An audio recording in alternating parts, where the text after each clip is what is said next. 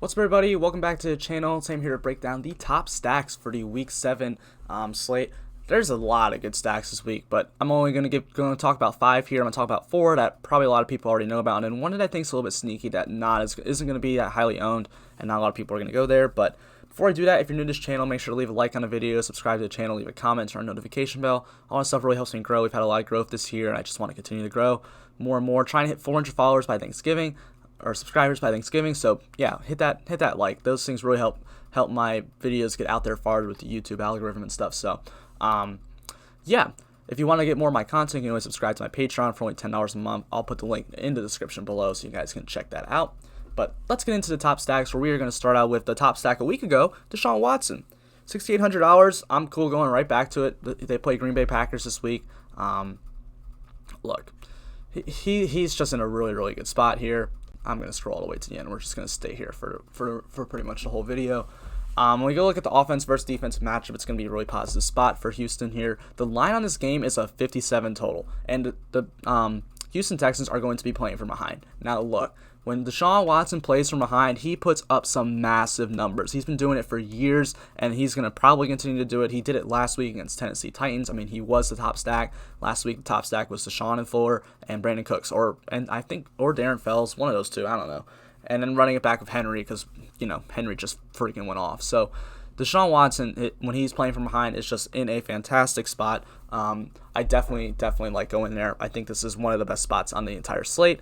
And I love stacking with his receivers. I love Will Fuller, Brandon Cooks, Randall Cobb. And if you want to sneak in Darren Fells, if he's starting, if Akins is out, I think that's fine. I think if Akins plays, probably neither of them is probably the way to go. But Darren Fells has been pretty utilized the last 2 weeks, so I don't hate going there at all. It's an expensive stack, but it's not that expensive. I want to run it back with pretty much Devontae Adams and Aaron Jones. That's about it. If you want to put in MVS, I think that's a little more risky and going to be way lower owned, but probably not as less likely to come out on top as the Devontae Adams. Aaron Jones one is probably Aaron Jones my favorite one because Aaron Jones is like my favorite running back play of the week. So yeah, I do love the Deshaun Watson stacks. Up next is the Matt Ryan Atlanta Falcons stack. This game has a 56.5 game total, a really positive spot. They're playing the Detroit Lions at home. We know Matt Ryan in the dome is always in a great spot. Detroit can't guard anybody. 11th most points to quarterbacks. Their corners suck. I don't know if Desmond Trufant's going to play or not, but if he does, I don't really care. There's just Jeff Okuda's been terrible this year. Desmond Trufant hasn't been good. Amani Oruwari hasn't been good. They just have not been good at all. I love Matt Ryan stacks for me would be Julio Jones, Calvin Ridley, Hayden Hurst, two of those guys running it back with Galladay, T.J. Hawkinson, Marvin Jones, and I think DeAndre Swift's a little sneaky again. I think he's getting more utilized in that rushing game, and Atlanta's run defense really isn't that great. So I think the Matt Ryan stack looks pretty solid to me. I think this is definitely a spot to utilize. I think a spot to get after. There's just going to be a high-scoring game. I love attacking high-scoring games, and the Atlanta Falcons throw the ball so much, and Julio has just an easy matchup. He could explode again this week. I'm going to be playing a ton of Julio again. Worked out last week pretty well for me, and I think it'll work out again. Aaron Rodgers on the other side, that Houston game, I really like as well. The line in this game, 57. They are going to be favored in this game, I will say that, but Houston can't stop anybody, allowing the 13th most points to quarterbacks.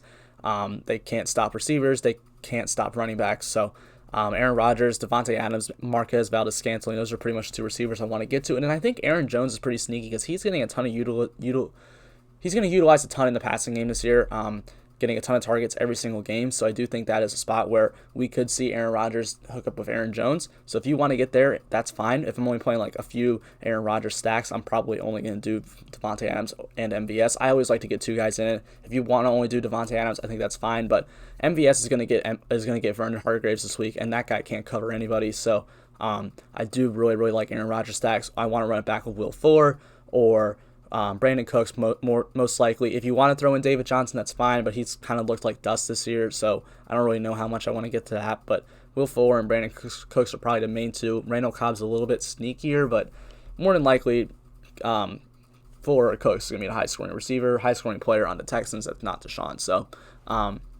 those are definitely the spots to go to. I'm going to skip Teddy, and he'll be the last one we talk about. We're going to go right to Kyler Murray against Seattle. This game got moved to Sunday night, and they're leaving it on the Draftkings slate, and I love it. I think this is awesome. This is going to be one of the best slates I think I've ever seen. I'm really excited for this week of football. I could not be more. This is the most excited I've been all year. That being said, I'll probably lose a ton of money now because of that, but Yeah, Seattle can't guard anybody. I mean, they've just been involved in shootouts all year. They're allowing the second most points to quarterbacks, and they're allowing the most points to wide receivers this year. So what does that mean? Who is the quarterback for Arizona? Kyler Murray. Who is the number one receiver for Arizona? DeAndre Hopkins. Yeah, give me those stacks all day. Kyler to Hopkins and Kirk. That's probably it. I don't really want anyone else on this team. I don't really want Andy Isabella. I definitely don't want Larry Fitzgerald. Tight end really hasn't been utilized that much in the offense. Kenny Drake, Chase Edmonds really aren't utilized that much in the passing game. So Kyler Murray, DeAndre Hopkins, Christian Kirk, that's it. Running it back with Metcalf, running it back with Carson, running it back with Lockett. Those are the three main ones. If you want to get sneaky and run it back with David Moore, I don't think that's really going to work because he probably doesn't score. If David Moore's a big game, that probably means Metcalf or Lockett did as well. So I love Kyler Murray stacks this week. I think it's going to be a great game to watch, fantasy-wise, everything-wise. DeAndre Hopkins has just a beautiful matchup against either Shaq Griffin or Dunbar, whichever one covers him. Probably Dunbar, but I think this is a spot to just attack Seattle. This is going to be a high-scoring game, 56 game total. I think this is great. Kyler Murray, DeAndre Hopkins, Christian Kirk, run it back with Metcalf, Lockett, or Chris Carson. If you want to do more than one, that's fine too. I don't hate it. This game should probably shoot out. And then Teddy Bridgewater's the last one, who I think is a little sneakier, going against New Orleans. This game has a 51 game total. They're in New Orleans playing from behind, but that is a dome. I do like attacking games that are indoors because you don't have that weather, the coldness that it's starting to get across the country. The weather's not really going to affect it. No wind, no rain. So I do always like going to games that are in domes. Saints have allowed the fourth most points to quarterbacks this year, and their corners are not good. Like, Marshawn Lattimore gets this huge reputation, but he's been terrible this year. Like, he has been really, really bad. Let's go look at his PFF grade because I'm going to go through that. Like, look, 45.2 coverage PFF grade, and that's what Robbie Anderson's going to be on? Come on. DJ Moore's even going to get Patrick Robertson or Janoris Jenkins if he's back.